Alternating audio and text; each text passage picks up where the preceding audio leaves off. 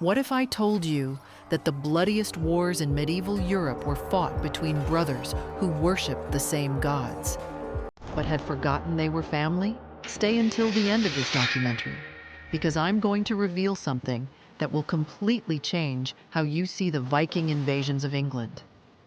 The truth has been hidden in plain sight for over 1,000 years. Before Christianity cast its shadow across the north, before kings wore crowns in the name of Christ, there was a world bound by the old gods. The Anglo-Saxons of England and the Norsemen of Scandinavia shared the same blood, the same runes, the same sagas whispered by firelight. They were brothers divided not by faith, not by culture, but by ambition and land. And yet, when their ships clashed, when steel cut flesh, they were fighting the very reflection of themselves. Chapter 1. The Anglo-Saxon Pantheon. The Anglo-Saxons carried with them across the North Sea a pantheon of deities, echoes of their continental Germanic forebears. Woden, Odin, the All-Father, master of wisdom and war, chief among the gods. Thunor, Thor, the Thunderer, protector with his hammer, bringer of storms. Tyr, the god of law and heroic sacrifice, remembered in Tuesday. Frige and Freyja blended, lady of foresight, weaving destiny. Erasure, goddess of spring, fertility, and renewal, her name lives on in Easter. Their calendar, their festivals, their very week was built upon these gods. To them, nature and fate were alive, bound by weird destiny. Chapter 2. The Viking Pantheon. Mirrors across the sea. When the long ships of the Norse carved across the waves, they brought gods that seemed different, but in truth were almost identical. Odin, Thor, Tyr, and Freyja are not foreign. They are the same gods the Anglo-Saxons once bowed to. The runes carved into Viking stones were near twins of those etched in early Anglo-Saxon charms. Their myths, Yggdrasil, the Nine Worlds, the doom of Ragnarok, were variations of a shared Germanic tradition. The difference was time and place. The Norse preserved the sagas orally until the Icelandic Eddas were written. The Anglo-Saxon myths were nearly all erased by Christianity, surviving only as shadows. Chapter 3. When brothers became enemies. Why then did the Saxons and Vikings wage endless war? The answer lies not in religion, but in power. By the time the Vikings arrived, the Anglo-Saxons had already been reshaped by Christianity. Kings wore the cross, monks copied texts, pagan shrines were torn down, replaced by churches.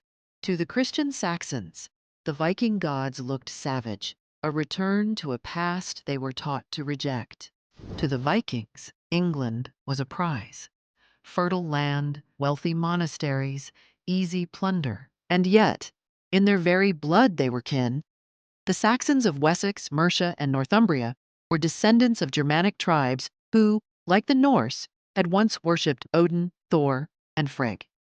Chapter 4. The Silly War of the Same Gods.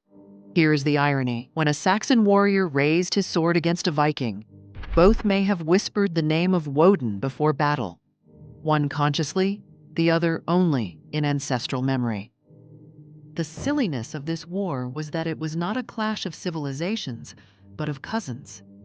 It was as if two branches of the same tree tried to cut each other down, forgetting they drew strength from the same roots. Their myths were the same.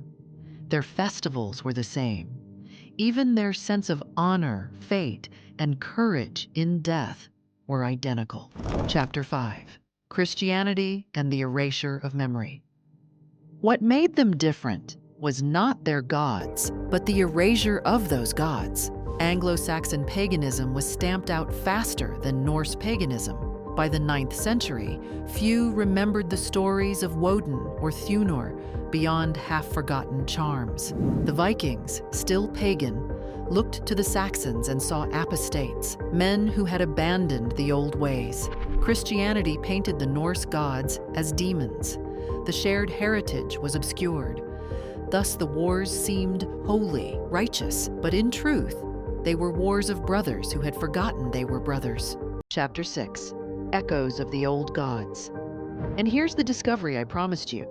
Every Wednesday when you say Wednesday, every Thursday when you say Thursday, every Friday when you say Friday, you are speaking the names of the very gods both sides prayed to before battle. Woden's Day, Thunor's Day, Frige's Day. The Anglo-Saxons and Vikings were so connected that their gods still live in our language today. If this revelation changed how you see history, hit that like button and subscribe for more hidden truths from the past. Share this with someone who loves history, because the real story is always more incredible than the legend. What other enemies in history do you think might have been more connected than we realize? Let me know in the comments below. The Norse sagas survived through Icelandic poets.